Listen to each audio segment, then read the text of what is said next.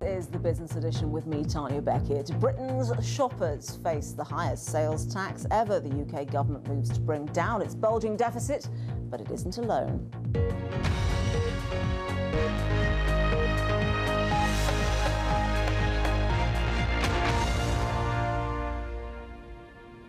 In Britain, the new higher rate of value-added tax, a form of sales tax, has been introduced. All goods except food, newspapers, magazines and children's clothing will see the standard rate of VAT increase to 20% from 17.5%. It's part of the UK government's measures to bring down its swollen deficit. The UK is not alone. 5 other countries in Europe have introduced some sort of sales tax increase just this week. In Asia, Malaysia's sales tax has increased. Pakistan is considering introducing one, under pressure from the International Monetary Fund, although there's huge political opposition. Even in the famously anti-tax US, a national form of consumption tax is being touted by President Obama. Well, joining us to look at the global picture is Richard Asquith from the accounting services company TMF Group. Richard, what is the attraction from the government's perspective of VAT? Well, in simple terms, it's very easy for them to raise money very quickly and to fill up the coffers again and to keep all their creditors very happy, which is obviously at the moment with the current economic crisis is foremost at all governments' minds. So it's a very speedy way of raising revenue?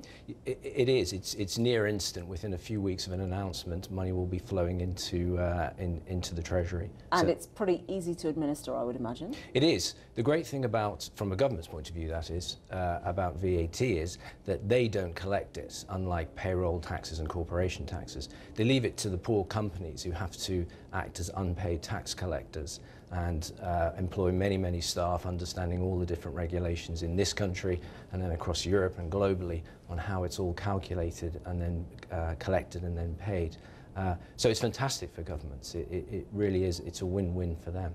From an economic point of view, though, does it dampen retail sales at a time when really the consumer is possibly one large element of bringing economies out of recession?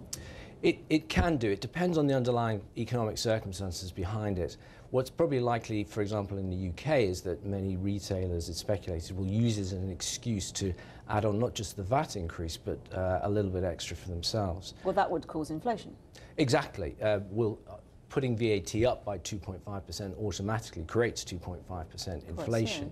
But where we look at other countries, including the UK in the past, that have increased VAT, retailers typically have added on a bit extra for themselves. And in extreme cases, Jersey introduced a VAT system last year.